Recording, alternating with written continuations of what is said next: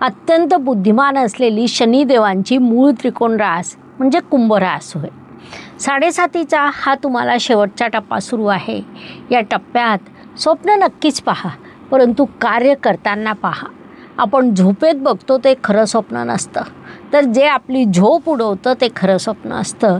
हे बाब लक्षात घ्या. भाग्य व शुभसंकेत या दृष्टीने विचार केला असता कुंभ जातकांसाठी हा महिना अनेक शुभसंकेतांनी परिपूर्ण भरलेला आहे.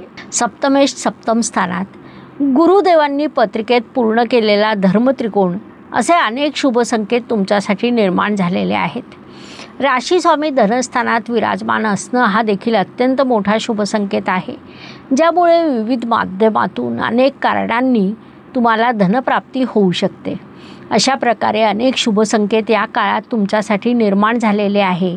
त्यापासून शुभ परिणाम प्राप्त होणार आहे. या काळाचा सदुपयोग करा.